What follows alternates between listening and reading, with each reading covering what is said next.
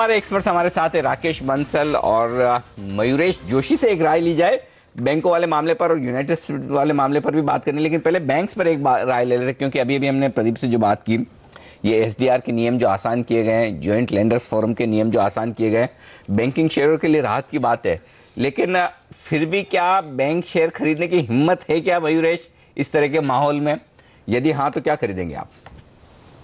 Morning Anil ji, I think clearly जो rules tweak हुए हैं और जो आरबीआई ने नए रूल्स लाए हैं सेंटिमेंटली पॉजिटिव बैंकिंग क्षेत्र के लिए हो सकते हैं, क्योंकि डिसीजन मेकिंग प्रोसेस काफ़ी फास्ट हो सकती है।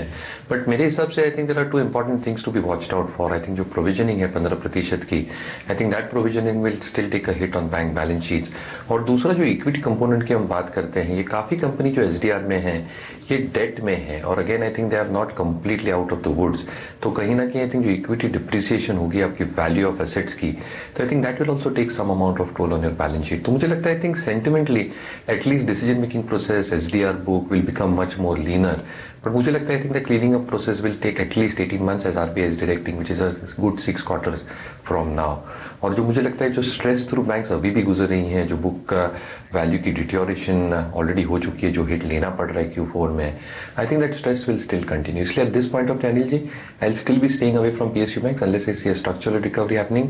और यूनियन बजट में खास करके आई थिंक जो रिकैपिटलाइजेशन की फिगर की हम लोग राह देख रहे हैं, क्या फिगर आता है, ये बहुत ज़रूरी होगा, क्योंकि काफ़ी बैंक्स कैपिटल एडुकेसी के डायर नीड्स में हैं, और अगर बैलेंस शीट फ्यूल करनी है with book value deterioration, I think this is become the need of the hour. तो आई थिंक ये सारी चीज़ें देखना बहुत ज़रूरी है। चलिए, तो अब ये सारी चीज़ें देखना काफ़ी ज़रूरी है। आज बैंकों में एक रिलीफ की बात ज़रूर देखने को मिल सकती है। लेंगे एक छोटा सा ब्रेक। SGX निफ्टी देखिए बता रहा है कि अच्छी शुरुआत भारतीय बाजारों की होगी, 7100 के पास जाने की कोशिश आज हम करते हुए दिखेंगे।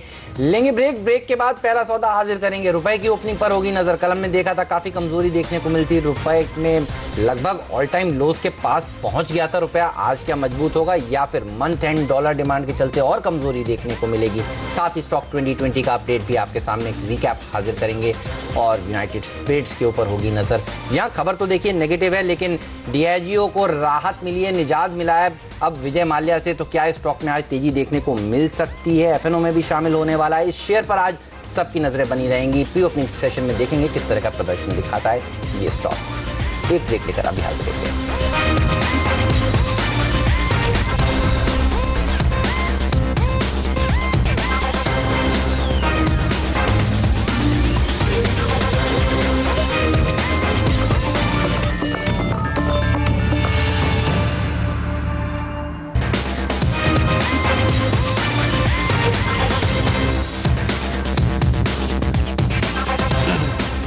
पहला सौदा में आप सबका स्वागत है। हमारे एक्सपर्ट्स हैं हमारे साथ राकेश बंसल, संदीप जैन और मयूरेश जोशी। मयूरेश, यूनाइटेड स्पिरिट्स बेहद बड़ी खबर, आखिरकार माल्या साहब को इन्होंने बाहर कर दिया पैसा देकर।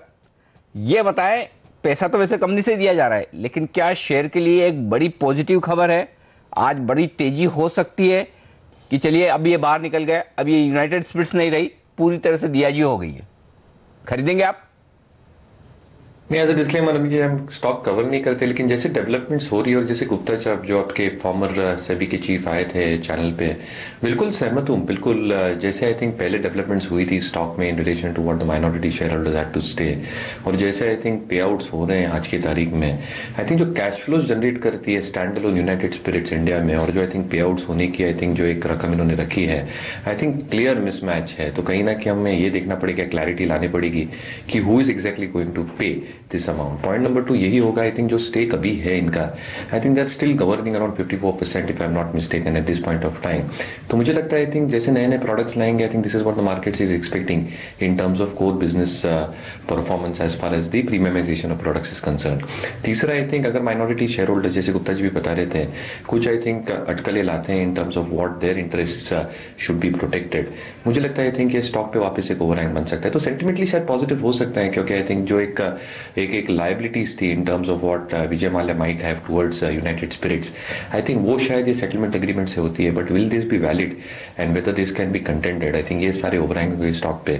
But clearly I think since we don't cover the stock, I think एक न्यूट्रल व्यू रहे। ओके, तो एक सेंटीमेंट के लिहाज से अनिल पॉजिटिव खबर हो सकती है। मैं एडलवाइस की एक रिपोर्ट पढ़ रहा था जिसमें वो कह रहे हैं कि माल्या का जाना एक बड़ा पॉजिटिव है यूनाइटेड स्पिरिट्स के लिए, और जो टारगेट वो दे रहे हैं वो 4,600 रुपए का दे रहे हैं, और देखिए भाव इस समय 2,600 रुपए के आसपास ये शेयर ट्रेड कर रहा है। वो कह रहे हैं कि अब उनकी जो रिलेशनशिप है बैंक्स के साथ वो इंप्रूव होती हुई दिखेगी, नए नए प्रोडक्ट्स को आसानी से लॉन्च कर सकेंगे, और सबसे बड़ी बात, कुछ नॉन कोर एसेट्स इसको बेचने की सोच रहा था ये डीआईजीओ का बोर्ड, कर नहीं पा रहा था क्योंकि विजय माल्या वहां पर मौजूद थे, अब वो भी बिकते हुए नजर आएंगे। तो अब ये दरअसल पूरी तरह से एक एमएनसी कंपनी हो जाएगी। विजय माल्या का जो साया है उससे हट जाएगा। काफी सारे बड़े इन्वेस्टर्स हैं जिन्होंने इस शेयर को खरीदा था इसी एंटीसिपेशन में कि 5,000 तक के भाव देखने को मिलेंगे, लेकिन जब वो डील हुई थी यूनाइटेड स्पिरिट्स और डीआईजीओ के बीच में, उसके बाद से हमने देखा था विजय माल्या क्योंकि वहां पर थे तो इसलिए शेयर की री रेटिंग नहीं हो पा रही थी। अब उनका हटना शायद एक बड़ा पॉजिटिव है और इनके दूसरे ग्रुप के शेयरों में भी असर देखने को मिलेगा, यूनाइटेड ब्रूवीज होल्डिंग, मैकडॉवेल होल्डिंग। हालांकि एक चीज ध्यान में रखनी चाहिए कि दूसरी कंपनियों के पास पैसा जाएगा इसकी संभावना नहीं के बराबर है, लेकिन सेंटीमेंट के लिहाज से बिल्कुल। और सबसे बड़ी बात तो यही कि अगर आप एक जो वैल्यूएशन किसी एमएनसी कंपनी को देते हो, चाहे वो फार्मा स्पेस में हो, एफएमसीजी स्पेस में हो, हिंदुस्तान की कंपनी के मुकाबले में जो फॉरेन कंपनी को आप एक बेहतरीन वैल्यूएशन देते हो, वो वैल्यूएशन अब यूनाइटेड स्पिरिट्स को। और मैं तो सिंपल एक चीज़ बोलता हूँ हेमंत की, अगर यूनाइटेड स्पिरिट्स का नाम बदल कर डीआईजीओ हो जाए तो ही कितना री रेटिंग हो जाए, तो ही 5% तो स्टॉक इस बात पर बढ़ जाए कि ये और ये होना है। तो कुल मिलाकर देखते हैं वहाँ पर किस तरह की आज शुरुआत होती है। सिर्फ 10% ऊपर दिख रहा है यूनाइटेड स्पिरिट्स का शेयर पहली टिक पर। एक और बात बता दूं, आज ही से यूनाइटेड स्पिरिट्स का शेयर वायदा कारोबार में भी शामिल हो रहा है। तो आज ये दो बड़ी खबर है यूनाइटेड स्पिरिट्स के लिए पॉजिटिव। अब ये अलग बात है कि शेयर धारकों के लिए खबर इतनी पॉजिटिव नहीं, लेकिन शायद उसका कॉम्पनसेशन इसलिए आज से मिले कि शेयर की प्राइस बढ़ जाए। काफी समय से देखिए लोग वेट कर रहे थे ये शेयर अंडर परफॉर्म 40% ऊपर। हालांकि जो सेटलमेंट हुआ है वो गलत हुआ है, लेकिन लोग तो इंतजार कर रहे थे कि विजय माल्या जी कब इस सीट से हटें और डीआईजीओ अपनी कैपेसिटी में इस कंपनी को चलाए। और 40% स्टॉक इसी वजह से ऊपरी स्तरों से ये नीचे आया, जबकि कंपनी की बैलेंस शीट में सुधार हो रहा है, कंपनी के कारोबार में सुधार होने के संकेत है, लेकिन उसके बावजूद शेयर नहीं चल रहा था। तो शेयर के ऊपर जो सबसे बड़ा एक ओवरहैंग, या हम कहते हैं हिंदी में कि तलवार लटकी हुई थी, वो अब हट गई है। तो देखना होगा अब किस तरह की परफॉर्मेंस आती है। फिलहाल चलिए प्री ओपनिंग सेशन का हाल बता दूं आपको कि किस तरह की शुरुआत हुई है। सेंचुरी मारता हुआ सेंसेक्स 100 अंक ऊपर, 60 अंक ऊपर है निफ्टी, और यहाँ पर मजबूत शुरुआत के संकेत। रुपए की ओपनिंग पर डालिए नजर। यहाँ पर कल हमने काफी कमजोरी देखी थी, करेंसी मार्केट में बंद हुआ था 68.71 पर, आज देख लेते हैं 68.70 पर। एकदम शांत शुरुआत, रुपए में किसी तरह का कोई मूवमेंट नहीं, एकदम कल के लेवल के आसपास ही कारोबार होता हुआ दिख रहा है। 68.71 का लेवल इस वक्त है आपके सामने। 73 पैसे, 1.5 पैसे की कमजोरी, तो कोई खास नोटिस करने लायक है नहीं। एक चार्ट पर राय ले लूं फटाफट। यूनाइटेड स्पिरिट्स, राकेश कितना ऊपर जा सकता है अगर चार्ट पर एक बाउंस बैक दिख रहा है, और करना क्या चाहिए फिर ऐसे में अगर बाउंस बैक दमदार हो तो? देखिए अनिल जी, पिछले 5 दिनों से स्टॉक कंटिन्यूसली ऊपर की तरफ जा रहा है, और जिस तरीके से स्टॉक का रुझान है, फर्दर रैली रूल आउट नहीं की जा सकती है। नीचे में 2550 के लेवल पे नजर रखनी चाहिए, वो एक सपोर्ट है। और ऊपर में अगर अनिल जी टेक्निकली देखें तो 2830, 2835 एक नेक्स्ट रेजिस्टेंस है। कल की क्लोजिंग 2665 की थी, 2800, 2830 तक की रैली देखने को मिल सकती है। ओके, तो एक अच्छी रैली देखने नहीं को राकेश, लेकिन वो तो उससे ऊपर के लेवल चाहिए। अभी दिख रहे हैं, उसके तो ऊपर खुलने के संकेत दिख रहे हैं। ये तो सीधा 10% ऊपर खुला। अच्छा, एफएनओ का स्टॉक हो गया तो अब सर्किट इसकी 10% की है, फिर 5 की होगी, फिर 5 की होगी, तो अब आप थोड़े और ऊपर के लेवल बताइए। देखिए अनिल जी, उसके ऊपर का अगर लेवल देखें 2835 के लेवल्स के ऊपर अगर ये ओपनिंग लेता है, जैसे प्री ओपनिंग सेशन से संकेत मिल रहे हैं, तो नेक्स्ट रेजिस्टेंस लेवल अराउंड 3038 के अराउंड आता है। ठीक बात है। चलिए तो एक बार सेटल भी होने दें अनिल इस अपमूव को। 9:07 तक एग्जैक्ट पता चलेगा कि ये शेयर कहाँ जाकर सेटल होता है, लेकिन एक अच्छी तेजी यूनाइटेड स्पिरिट्स के स्टॉक में माल्या के निकलने के बाद आज बननी लगभग तय है। और नजर रखिएगा UV holding, McDowell holding, Vijay Mallya के दूसरे ग्रुप शेयरों पर भी, इवन मैंगलोर केमिकल्स उनकी एक और ग्रुप कंपनी है। तो आज पूरे के पूरे आप देखिए शुरुआत में ही माल्या की जो कंपनियां हैं उसके ऊपर नजर होने वाली है। लेकिन हमने आपसे पूछा अभी राकेश कि कौन से वो स्टॉक्स हैं जो आपको अच्छा लग रहे हैं, और आपने यूनाइटेड स्पिरिट्स का नाम लिया। इसके अलावा 6 और शेयर हैं देखिए जो आज एफएनओ में शामिल हो रहे हैं। इनके चार्ट्स आप बताइए, सबसे अच्छा किसका लगता है और सबसे कमजोर किसका लगता है? Indo Count, PC jewellers, Tata Elxsi, granules, KPIT और क्यूमिंस इंडिया, ये वो शेयर हैं जो एफएनओ में आज से अवेलेबल हैं। एफएनओ का डेटा तो अब आज से बनना शुरू होगा, लेकिन चार्ट्स के लिहाज से बेस्ट और वर्स्ट कौन सा दिखता है? देखिए हेमंत जी, अगर आप बेस्ट चार्ट देखें तो वो यूनाइटेड स्पिरिट्स का ही है, बाकी सारे चार्ट्स नेगेटिव हैं। अगर आप नेगेटिव चार्ट्स में देखें तो क्यूमिंस में तो ऑलरेडी गिरावट देखने को मिल रही है। टाटा एलेक्सी का भी चार्ट नेगेटिव है, ग्रेन्यूल्स में भी नेगेटिव चार्ट्स है। अगर थोड़ा सा भी स्टॉक के अंदर ब्रेकडाउन हुआ तब इस स्टॉक के अंदर एक गिरावट देखने को मिलेगी। एज ऑफ नाउ ग्रेन्यूल्स को इतना नेगेटिव नहीं बोलेंगे, बट बाकी जो स्टॉक्स हैं, स्पेसिफिकली टाटा एलेक्सी, काफी नेगेटिव चार्ट स्ट्रक्चर है। सिर्फ positive chart structure United Spirits का है। ओके, तो खरीदना है तो यूनाइटेड स्पिरिट्स, और वो मौका मिल नहीं रहा है। अभी तो 10% ऊपर दिख रहा है। देखते हैं प्री ओपनिंग सेशन जब सेटल होता है तो वहाँ पर किस तरह का रुझान बनते हुए नजर आता है। लेकिन जो दूसरे स्टॉक्स जहाँ पर एक्शन हो सकता है उनमें नेगेटिव साइड पर दिख रहे हैं जीवीके और जीएमआर इंफ्रा, चूंकि वायदा कारोबार में, अब पता नहीं संदीप बिकवाली की राय देंगे 11 रुपए पर, 11.5 रुपए पर या नहीं, लेकिन खबरें ये आ रही है संदीप की सीएजी ऑडिट करेगा इनके 2 जॉइंट वेंचर का, जो मुंबई और दिल्ली के एयरपोर्ट जो हैं उनके लिए जीवीके और जीएमआर दोनों ये कंपनियां चलाती है, उसके लिए सीएजी का ऑडिट हो सकता है। डिटेल मांगी है जेवी पार्टनर्स की, क्या करना चाहिए जीएमआर इंफ्रा में जो वायदा कारोबार में? नहीं, सर्टनली इन लेवल्स पे सेल करने की राय नहीं दूंगा। और ये न्यूज पता नहीं अब ऑडिट में क्या निकल के आए, बट आज ऑडिट की न्यूज से इतना कोई टूटना, क्योंकि ऑडिट तो जनरली रेगुलेटर्स का काम, और ऑडिट क्यों नहीं करे। सर्टनली बड़ी चीजें हैं, एयरपोर्ट्स को मैनेज कर रहे हैं तो वहां पे ऑडिट तो बनती है। तो इस न्यूज से, और कोई हो सकता है कि अगर मार्केट को कुछ ज्यादा पता हो तो नेगेटिव हो सकता है, बट जनरली जीएमआर में जो देखा गया कि 10.5 रुपए 10 रुपए के लगभग एक स्ट्रांग सपोर्ट मिलना चाहिए। और मेरे हिसाब से अगर मार्केट में कोई उछाल आता है तो सर्टनली जीएमआर पार्टिसिपेट करेगा पॉजिटिवली। तो मेरे हिसाब से अगर ये न्यूज पे अगर रिएक्ट करता है नेगेटिवली तो डाउनसाइड आए तो थोड़ा सा एक रिस्क लेने के लिए मेरे हिसाब से बाइंग ही करनी चाहिए इस नेगेटिव न्यूज पे।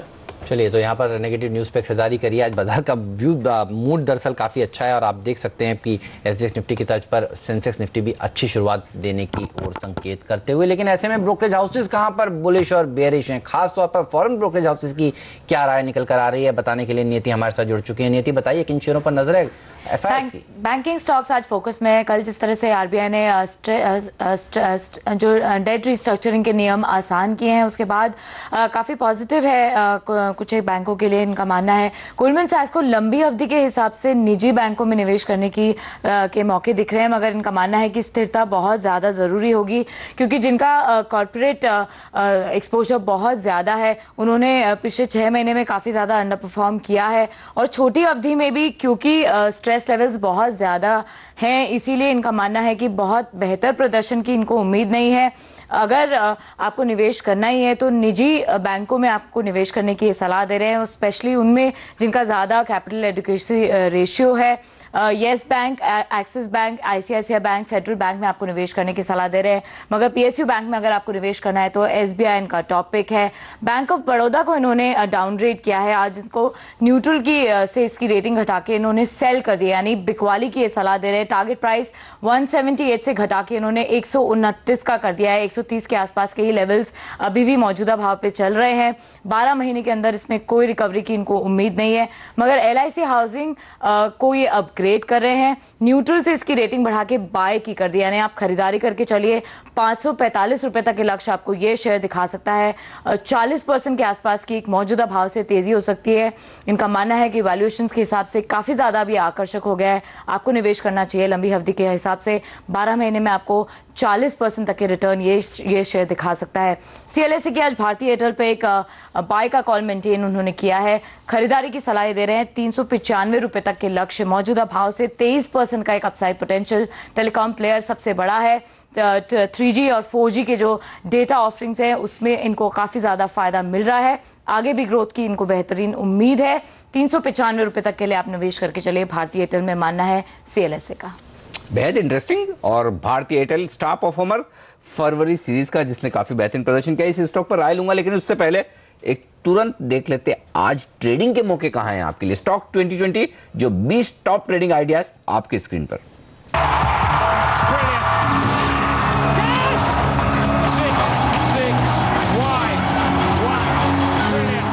पूरी की पूरी टीम देखिए किस तरह से निकल कर आई है। मारिको और डाबर, 2 FMCG कंपनियों के ऊपर सिलेक्टर्स काफ़ी बुलिश हैं। अब मानसून तीसरा जो आएगा तीसरे साल वो अच्छा आ सकता है 2 खराब मानसून के बाद। और वैसे भी बजट में अगर किसी तरह की टैक्स स्लैब बढ़ाने की बात करते हैं इनकम टैक्स में वित्त मंत्री जी, तो वो पॉजिटिव होगी इस पूरे के पूरे सेक्टर के लिए। एस्कॉट्स और जैन इरिगेशन 2 ऐसी कंपनियां जो एग्रीकल्चर क्षेत्र के साथ जुड़ी हुई हैं, और अगर रूरल ग्रोथ बढ़ाने के लिए सरकार बजट में बड़े ऐलान करती है तो इन 2 कंपनियों को फ़ायदा होगा। ड्रिप इरिगेशन के चलते जो बढ़ावा देने की बात हो रही है वो बजट में आती है, तो जैन इरिगेशन के स्टॉक में भी एक अच्छी रैली देखने को मिल सकती है। यूबी होल्डिंग और उसके बाद जो मैकडॉवल होल्डिंग है जिसको फ्री का दर्जा दिया है, विजय माल्या ग्रुप की ये 2 कंपनियां भी मेरी टीम में शामिल हैं। विजय माल्या ने जिस तरह से डील हासिल करी है डियाजियो के साथ, यूनाइटेड स्पिरिट्स से उन्होंने चेयरमैन पद से इस्तीफा दिया है, लेकिन जो पैसा उनको उसके एवज में मिल रहा है वो उनकी होल्डिंग कंपनियों के लिए आज काफ़ी पॉजिटिव हो सकता है। MTNL, ITI, NFL ये कुछ सरकारी कंपनियां जिस पर सिलेक्टर्स काफ़ी बुलिश हैं। बजट से पहले यहाँ पर लॉन्ग पोजीशंस आप बना सकते हैं। फटाफट से हमारी टीम में देखिए, इसमें 2 ही सेल हैं और 8 बाय उतारे हैं। RCF 11% हिस्सा खरीद सकते हैं सिंदरी यूनिट के अंदर, और सरकारी कंपनीज के साथ मिलकर ठीक बजट से पहले फर्टिलाइजर कंपनी में अच्छी बढ़त भी आ सकती है। वीडियोकॉन ऑस्ट्रेलिया में कारोबार विस्तार कर रहा है अपने AC कारोबार का, इसका बेनिफिशियरी होगा। माइंडट्री कंपनी खरीद सकता है, कंपनी खरीद को लेकर जितनी फॉर्मेलिटीज होती है ऑलमोस्ट पूरी कर चुका है। इसके अलावा मान इंडस्ट्रीज के अंदर प्रमोटर्स लगातार खरीदारी कर रहे हैं, इसके अंदर स्टेक इंक्रीज है तो बढ़त आगे मिलेगी। चंबल फर्टिलाइजर पे भी आप यहाँ पे नजर रख सकते हैं, ये कोटा में अपना प्लांट खोल रहे हैं। इसके अलावा अगर आप देखें CSC एक शॉर्ट कैंडिडेट है, वीक था डेरिवेटिव्स में, साथ ही पेज इंडस्ट्रीज भी अपने आप में एक वीक कैंडिडेट है, इसलिए दोनों को शॉर्ट रखा है। इसके अलावा अगर आप देखें तो आपको यूनाइटेड ब्रूवरीज एक अच्छा मोमेंटम आता हुआ दिखाएगा, अपने सेगमेंट की बड़ी कंपनी है और यूबी होल्डिंग के अंदर इसकी अपनी होल्डिंग है, इसलिए नजर रखते हैं। और डिपेंडेबल शेयर आप देखेंगे तो कृडान इंफ्रा है जो कि सिंगापुर में एक कंपनी खरीद रही है, और साथ ही नाल्को के अंदर इंपोर्ट ड्यूटी बढ़ाई जा सकती है।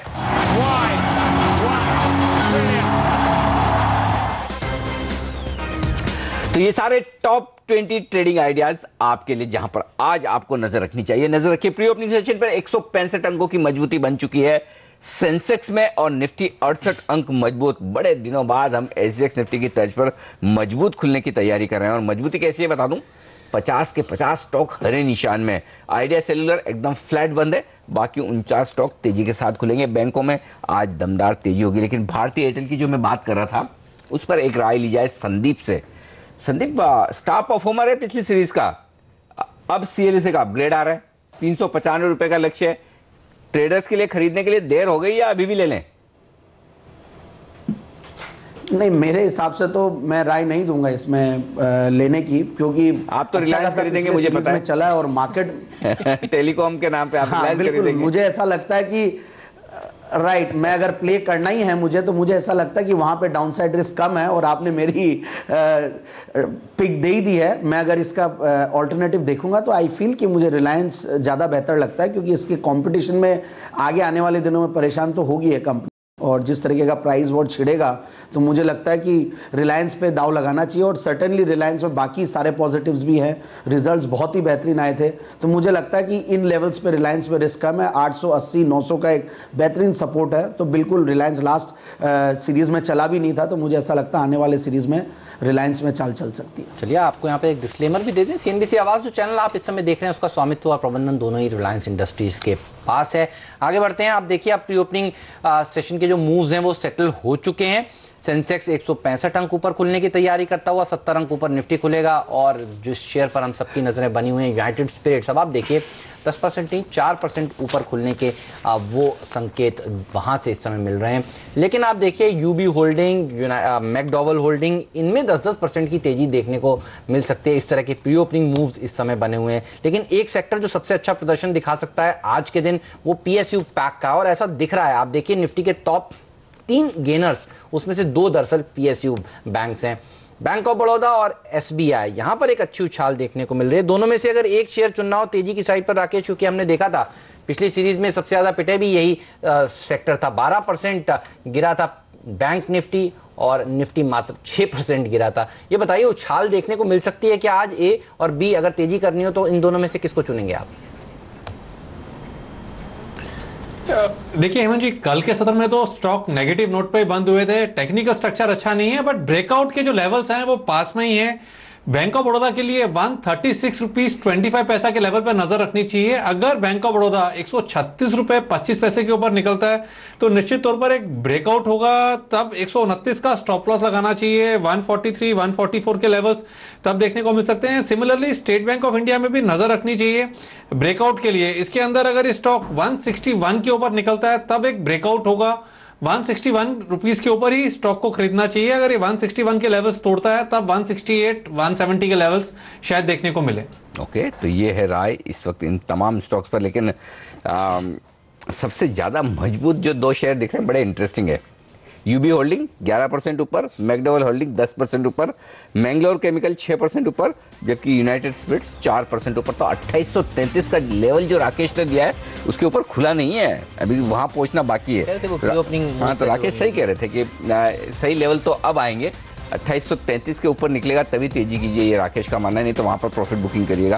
तो देखते हैं आगे कितनी तेजी बनती है। आरसीएफ 3% ऊपर खुल रहा है। पीडी लाइट ये सब 3% ऊपर दिखा है। मैं पीडी लाइट में कोई देखा था, बड़ा ट्रेड हुआ है कल के सेशन में।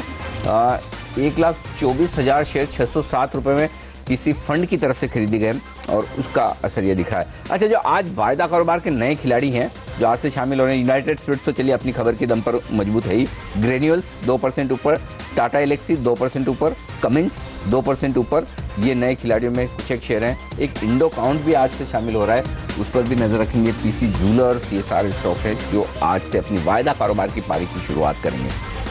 चलिए हम शुरुआत करते हैं हमारी पारी की आज के सेशन में। मार्च सीरीज का पहला दिन, डबल सेंचुरी मारता हुआ सेंसेक्स 200 अंक ऊपर, 68 अंकों की मजबूती दिखेगी आपको निफ्टी में।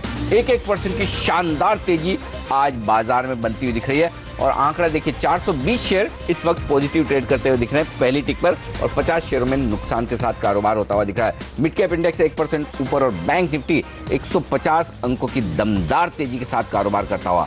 मजबूती कहां है?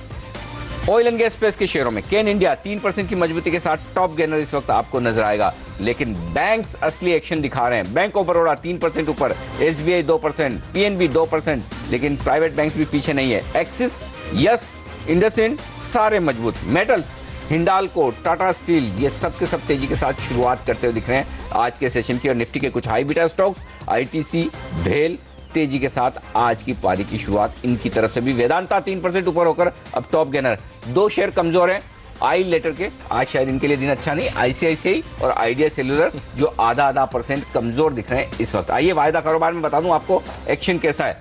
अब एक तो जो 7 स्टॉक आज शामिल हुए उन पर तो नजर हम रखेंगे, लेकिन फिलहाल बाकी स्टॉक्स पर वेदांता 3% के गेन के साथ टॉप गेनर है। जस्ट डायल 3% मजबूत, और असली एक्शन आप जो देखना चाहते हैं यूनाइटेड स्पिरिट्स में 6% की मजबूती। लेकिन मैकडोवेल देखिए, यूबी होल्डिंग देखिए, मैकडोवेल होल्डिंग देखिए 18% यहाँ पर तेजी। मैंगलोर केमिकल 8% मजबूत है। तो एक्शन जबरदस्त एक्शन यहीं पर है। आप देखिए यूनाइटेड स्पिरिट्स से ज़्यादा लोग अब तेजी कर रहे हैं इन शेयरों में। मैंगलोर केमिकल्स में, मैकडोवेल होल्डिंग में, विजय माल्या के पूरा का पूरा पैक देखिए बेहतरीन प्रदर्शन दिखाता हुआ। पैसा अगर ये डील हो जाती है पास तो पैसा दरअसल मिलने वाला है। ये इस खबर के चलते यहाँ पर एक रैली देखने को मिल रही है। हालांकि आप देखिए आज फिर टीटागढ़ वैगन, इन शेयरों पर नजर रखिए। कल हमने देखा था दबाव देखने को मिला था रेल बजट के बाद, आज देखिए 4.5% नीचे है। एक बार देखते हैं टेक्स रेल किस तरह का प्रदर्शन दिखा रहा है। कालिंदी देखिए आप आपकी स्क्रीन पर 4.5% नीचे। अनिल, दूसरे दिन लगातार नहीं कहना चाहिए बल्कि 4 दिनों से यहाँ पर बिकवाली हो रही है। बजट से पहले, रेल बजट से पहले शुरू हुई थी और अभी भी आप देखिए जो बड़ी बात नहीं है, लेकिन इस बार सबसे बड़ी दिक्कत क्या है, पहले चले ही नहीं। मैं भाई कह रहा हूं, ऊपर से मार पड़ रही है। से बिकवाली हो रही है, पहले तो चले ही नहीं थे। नहीं तो हर बार कम से कम पहले तो चल जाते हैं, इस बार तो डबल नुकसान। लेकिन लोग हैं जो कुछ खरीद कर रखे हुए थे देखिए, और इन स्टॉक्स को आज यहाँ पर 200 पॉइंट ऊपर बाजार में अगर यहाँ पर बिकवाली हो रही है तो इसका मतलब लोग किस तरह से इन पोजीशन से अपने हाथ छुड़ाने की बात कर रहे हैं। सीएनबीसी आवाज पर हम पिछले 3 दिन से कह रहे हैं कि जनरली बजट के 20 दिन तक इन स्टॉक्स में गिरावट देखने को मिलती है। ये हमने ट्रेंड निकाला था और आप देखिए यहाँ पर गिरावट साफ तौर पर हावी है। अच्छे बाजार में भी ये शेयर अच्छा प्रदर्शन नहीं दिखा रहे हैं, इस तरह के संकेत मिल रहे हैं। आज देखिए बैंकिंग शेयरों के लिए अच्छा दिन है। एसबीआई करीब 2% ऊपर ट्रेड करता हुआ, और बैंक निफ्टी ने बाजार का मूड सुधारा है, 1% मजबूती के साथ ये भी ट्रेड कर रहा है। काफी दिनों के बाद देख रहे हैं कि एक गिरने वाले शेयर के सामने गैस करिए कितने बढ़ने वाले शेयर हैं, 7 बढ़ने वाले शेयर। बहुत ही बेहतर। तो मार्केट ब्रेथ काफी अच्छी आज। बिल्कुल, तो मजबूती वाले शेयर ज़्यादा दिखेंगे आपको। अच्छा, बता दूं कुछ और स्टॉक्स जो खबरों के दम पर एक्शन में है। इनफैक्ट आज लाल निशान वाले शेयर दिख ही नहीं रहे मुझे। ग्रेन्यूल्स 4% ऊपर, आज से वायदा कारोबार में शामिल हुआ है। कमिंस 3.5% ऊपर। ये दो शेयर मजबूत है। कल कुछ बड़े सौदे होते दिखे थे कुछ काउंटर पर, और आज वो सारे काउंटर ऊपर दिख रहे हैं। आप देखिए, एक तो पीडीलाइट, एक कावेरी सीड में यहाँ पर सिटी ग्रुप की तरफ से बिकवाली हुई थी। इंडिया सीमेंट में सिटी ग्रुप की तरफ से बिकवाली हुई थी। ये शेयर मजबूत है। एचडीआईएल को बेचा था सिटी ग्रुप ने, 26 लाख शेयर कल बेचे, ये भी ऊपर आ गया। टाटा एलेक्सी आज से वायदा कारोबार में आया है, ये 2% मजबूत है। अच्छा, सारे एविएशन स्टॉक लाइए जरा, क्योंकि कल यहाँ पर बहुत मार पड़ी थी एविएशन स्टॉक्स में, और आज सारे के सारे एविएशन स्टॉक रिकवर करते हुए दिख रहे हैं। रेल बजट के दिन ये गिरे थे कल। स्पाइस, जेट और इंटरग्लोब तीनों ही आज मजबूत खुल रहे हैं। अच्छा, निफ्टी में इस बीच हेमंत हमारा पहला टारगेट पूरा हो चुका है 7050 का। यहाँ पर निफ्टी आ गया 240 अंकों की बेहतरीन मजबूती। तो अब इन लेवल पर निफ्टी में इंट्राडे के लिए, या फिर इंट्राडे नहीं, चलो थोड़ी सी रियायत देते हैं हमारे एक्सपर्ट्स को। संदीप, अब से लेकर कल 11 बजे तक, बजट तक के लिए, कल मतलब मेरा सोमवार 11 बजे तक, बजट शुरू होने से पहले क्या ट्रेड लेना चाहिए? देखिए, मैं शुरुआत में ऑप्शन की एक स्ट्रेटेजी मैंने बताई थी। सर्टेनली जो 7000 की कॉल और पुट का सेल की बात की थी, और जो प्रीमियम है वो भी बहुत अच्छा लग रहा है। बट स्टिल एक बार जिस तरीके से 7050 7100 के लगभग अगर आता है निफ्टी, तो मुझे ऐसा लगता है कि वहां पे एक सेल करना ही ज़्यादा समझदारी रहेगी, क्योंकि बहुत ज़्यादा जिस तरीके से कल रेलवे बजट आया था, वो भी मुझे ऐसा लगा था कि वो रेलवे बजट अच्छा है, बट मार्केट ने बहुत नेगेटिवली रिएक्ट किया। कल समझ में नहीं आया, क्योंकि सारे ग्लोबल क्यूज भी वैसे ठीक ही थे, काफ़ी यूरोप मार्केट्स पॉजिटिव थे, but still Indian markets negatively react करेंगे। हो सकता है कि चाइना 6% कल टूटा, उसका कोई नेगेटिव रिएक्शन हो। तो ओवरऑल आई फील कि मार्केट में नेगेटिविटी बहुत है। आज सर्टेनली बैंक्स की जो एक पॉजिटिव न्यूज़ है, तो वो भी मुझे लगता है कि कोई बहुत बड़ी पॉजिटिव न्यूज़ नहीं है। आज सर्टेनली एक सेंटिमेंटल एक बेनिफिट मिल रहा है, बट वैसे देखें तो इससे कोई बहुत बड़ा फर्क पड़ने वाला नहीं है।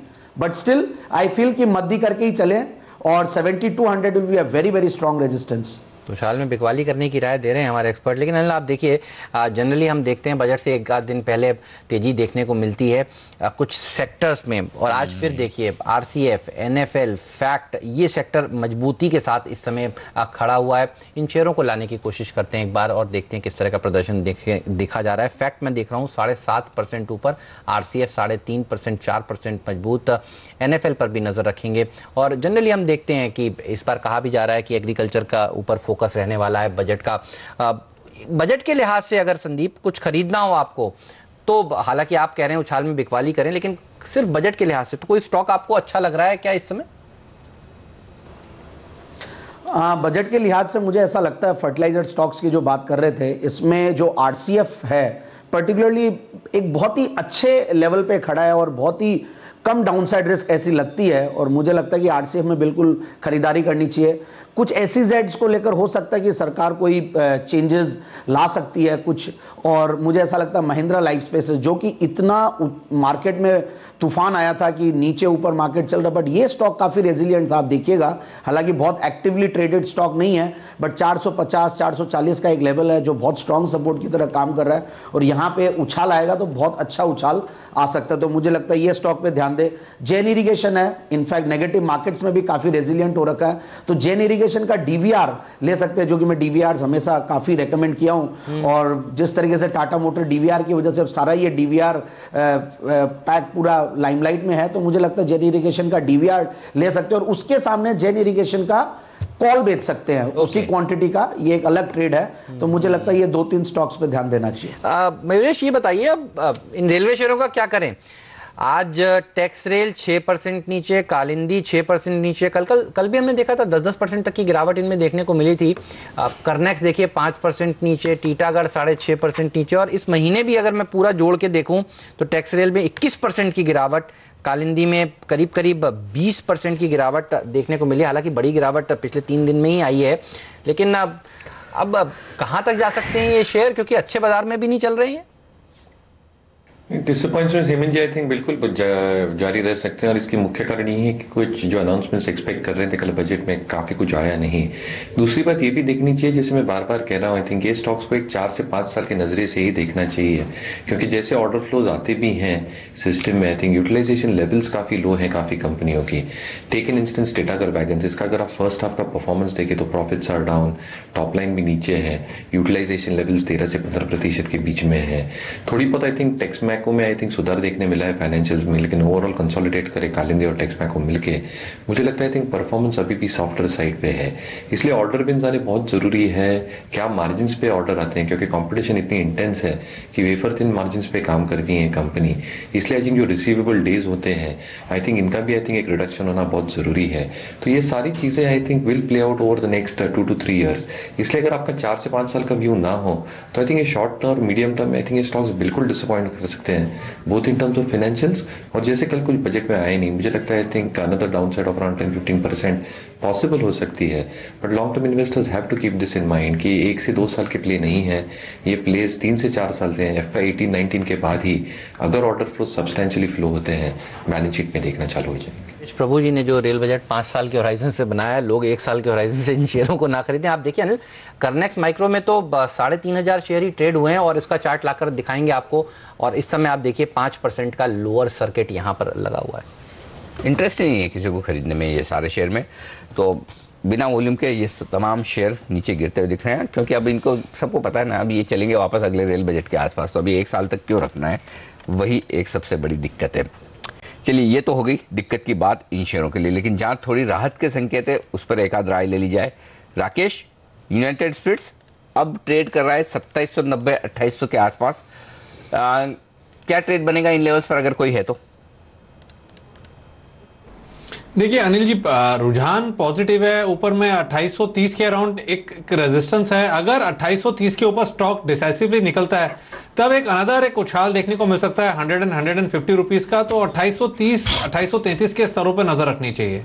तो इन शेयरों, इन स्तरों पर नज़र रखिए, लेकिन आप देखिए काफ़ी तेज़ी दिखा रहे हैं फर्टिलाइज़र सेक्टर के कुछ स्टॉक्स बजट से पहले। लेकिन ये बताइए संदीप, जनरली हम देखते हैं एफएनओ में जो शेयर शामिल होते हैं उसमें से कुछ ही शेयर होते हैं जो काफ़ी अच्छा प्रदर्शन दिखा पाते हैं उस सीरीज़ में, आगे आने वाली सीरीज़ में। जनरली आप जेट का हाल देखिए, कावेरी सीड का हाल देखिए, क्या रहा, एफएनओ में आए और उसके बाद से शेयर काफ़ी दबाव दिखा रहे हैं। इनमें से 7 शेयर जो आज शामिल हुए हैं, किसी एक स्टॉक पर जिस पर आप बेरिश हो वो बताइए, क्योंकि आज तो सारे के सारे हरे निशान के साथ ट्रेड कर रहे हैं, 4-4, 5-5% ऊपर हैं कई शेयर। लेकिन आपको कौन सा शेयर लग रहा है कि नहीं होना चाहिए था और शामिल है? इंडो काउंट नाम पहले वैसे सुना नहीं था, आप ट्रैक करते हैं इसे? नहीं, अच्छा स्टॉक है इंडो काउंट वैसे, बट मैं एक चीज कहना चाहूंगा कि कई स्टॉक्स ऐसे हैं, अनिल जी आपके शो में कई बार आते हैं सुबह, और जब मैं जैकपॉट दिया करता था तो उस टाइम पे मैंने देखा एक पीडीलाइट स्टॉक दिया था, उस टाइम पे 50 लाख करोड़ 1.5 करोड़ का वॉल्यूम हुआ करता था। तो सडनली ये लाइमलाइट में आने लगे ये स्टॉक्स, और वॉल्यूम आता है और वो क्राइटेरिया में पहुंच जाता है और एफएनओ में आ जाता है। कहीं ना कहीं एनएसई ने जो ये चीज शुरू की है, फंडामेंटली अच्छे स्टॉक्स और थोड़ा वॉल्यूम ज्यादा आने लग जाए सीधा एफएनओ में डालते हैं, और कई स्टॉक्स है जैसे कि जस्ट डायल है, इनफैक्ट ये लोग अपने वॉल्यूम्स को कहीं ना कहीं ऐसा लगता है कि मैनेज करते हैं और कहीं ना कहीं एफएनओ में आते हैं और फिर एग्जिट का एक अच्छा तरीका बन जाता है। तो मुझे लगता है कि ये सारे ट्रैप्स है। कई बार जिस तरीके से कावेरी सीड्स में हुआ, इस पर्टिकुलर स्टॉक्स की जो लिस्ट है उसमें हो सकता है टाटा एलेक्सी थोड़ा ठीक हो जाए। मेरे को केपीआईटी से थोड़ा डर लगता है क्योंकि 100 रुपए के लगभग एक बहुत शार्प करेक्शन दिया था। फंडामेंटल्स थोड़े से डिफरेंट है इस कंपनी के, आईटी कंपनी है, बहुत ऊपर नीचे रहता है, बहुत वॉलेटाइल है क्योंकि लिवरेज बायआउट्स करती है कंपनी, तो थोड़ा डर के काम करे। ग्रैन्यूल्स 80-85 रुपए पे मैंने ही रेकमेंड किया हुआ, केपीआईटी भी रेकमेंड किया हुआ है, जैकपॉट में चला है 120-25 रुपए के लगभग पहुंच के अब करेक्शन दे रहा है। पीसी ज्वेलर्स से मैं पर्टिकुलरली ये कहूंगा कि ध्यान रखें, पीसी ज्वेलर्स में हो सकता है कि एग्जिट हो। एक शॉर्ट कॉल बताइए, बहुत अच्छी तेजी के बाद ये एफएनओ में आए हैं, तो एक शॉर्ट कॉल कौन सा होगा इनमें से? पीसी ज्वेलर्स एक बहुत बड़ा शॉर्ट कॉल लगता है मुझे, लगता है आने वाले दिनों में बहुत बड़ा करेक्शन इस स्टॉक में आ सकता है। चलिए, तो वायदा कारोबार में आने के बाद हमेशा आप यही ना सोचें कि खरीदारी करनी है, अगर लगता है तो कोई शेयर शॉर्ट भी किया जा सकता है। पीसी ज्वेलर्स, अब इसके चार्ट्स पर राय ले लेता हूं। राकेश, चार्ट्स में कितना नीचे जाएगा ये बताइए आप, पीसी ज्वेलर्स? देखिए Anil ji, as of now तो चार्ट्स पॉजिटिव हैं। इनफैक्ट अगर आप देखें इतनी बड़ी निफ्टी की मंदी में जब निफ्टी 7000 के नीचे फिसला है, इसने अपने किसी भी इंपॉर्टेंट सपोर्ट को नीचे की तरफ नहीं तोड़ा है। नीचे में 335 से लेकर 350 एक स्ट्रॉन्ग सपोर्ट जोन है। जब तक ये सपोर्ट जोन्स इंटैक्ट हैं तब तक तो अभी मंदी नहीं है। नहीं वो जब सही है, इनके अंदर आपकी ब्रेकडाउन देखने को मिले तभी मंदी खेलनी चाहिए। राकेश, ये बात सही है, आप जो कह रहे हैं चार्ट्स पे मजबूत होगा, क्योंकि चूंकि वायदा कारोबार में आ रहा है तो पोजीशंस बनी भी होगी, थोड़ा अंदाजा भी लोग कैलकुलेशन करके लगा लेते हैं कौन कौन से स्टॉक सही कैंडिडेट है। और अगर मजबूत दिख रहा है, बढ़िया है, एफएनओ में आया और बढ़ेगा तो फिर कितना और बढ़ जाए, क्योंकि फंडामेंटल राय देखिए संदीप की तरफ से शॉर्ट करने की है। आप ये बताएं कितना ऊपर चले जाए, वो कौन से लेवल ऊपर हैं जहां पर बेचना चाहे तो बेचा जा सकता है, जहां रेजिस्टेंस है? देखिए हेमंत जी, चार्ट्स पॉजिटिव है। नीचे से स्टॉक ने एक अच्छी रैली दिखाई थी और ऊपर में देखें तो मुझे लगता है कि नीचे में 330 335 का सपोर्ट स्टॉक पहले टेस्ट नहीं करेगा। ऊपर में 465 470 के स्तर टेस्ट कर सकता है। टेक्निकली देखें तो स्टॉक बाय ऑन डिक्लाइन वाला स्टॉक है। ओके, चलिए कुछ और स्टॉक्स पर नजर रखिए। आज रिलायंस पावर में देखिए कमजोरी होती हुई दिख रही है। अच्छे बाजार में ये शेयर भी खराब प्रदर्शन दिखा रहा है। 3% नीचे ये शेयर डेज लो के आसपास ही ट्रेड करता हुआ आपको दिखेगा। कल हमने देखा था अच्छी रैली यहाँ पर देखने को मिली थी उन खबरों के चलते, जहाँ पर इनके जो शासन के यूएमपीपी प्रोजेक्ट है उसके लिए जो दरें हैं वो बढ़ा दी गई थी, लेकिन आज थोड़ा सा मुनाफा वसूली यहाँ पर देखने को मिल रही है। क्रॉम्पटन ग्रीव्स एक और ऐसा स्टॉक है जो प्रॉब्लम स्टॉक है। कल भी हमने देखा था बीएसई पर रिलीज आने के बाद करीब 8-10% की गिरावट देखने को मिली थी। आज भी संदीप देखिए ये शेयर नीचे ही ट्रेड कर रहा है। ट्रैक करते हैं और आउटकम के बाद अब क्या करना चाहिए? नहीं, मेरे हिसाब से अवॉइड करें इन पर्टिकुलर स्टॉक्स को। और ये जो सेक्टर है यहाँ पे मुझे अब क्या थोड़ा डर लगने लगा है। अच्छा खासा करेक्शन और भी आ सकता है, जिस तरीके से भेल में हुआ है और एलएनटी में हुआ है। क्रॉम्पटन ग्रीव्स में सर्टेनली कुछ पॉजिटिव न्यूज़ थी, बहुत ज़्यादा बुलिश एक टाइम पे था मैं, बट अभी जिस तरीके से मार्केट लग रहा है मुझे लगता है कि थोड़ा कॉशियस रहने की ज़रूरत है। हाई बीटा नेम्स के साथ नहीं जाए, लो बीटा नेम्स के साथ काम करें तो ज़्यादा बेहतर होगा। ओके, तो ये है राय इस वक्त क्रॉम्पटन ग्रीव्स पर। बाजार थोड़ी सी प्रॉफिट बुकिंग दिखा रहे हैं ऊपरी स्तर से, आनी सही भी है, क्योंकि 7050 का जो हमने निफ्टी का पहला टारगेट दिया था आज सुबह 7052 का हाई है। पहला लक्ष्य तो छू लिया, अब वहां पे टिकता तो 7100 की तरफ बढ़ता, टिका नहीं है, अब तो नीचे आने दें। अगर 7000 के आसपास आए तो फिर शायद थोड़ी बहुत खरीदारी का मौका बने कल के लॉस का, या फिर 6950 का स्टॉप लॉस लगाकर। इस बीच हमारे तीनों ही एक्सपर्ट से वक्त है विदा लेने का। राकेश, मयूरेश और संदीप, शुक्रिया आप सबका हमारे लिए वक्त निकालने के लिए और बाजार पर अपनी राय देने के लिए। चलिए और अब बात बजट की।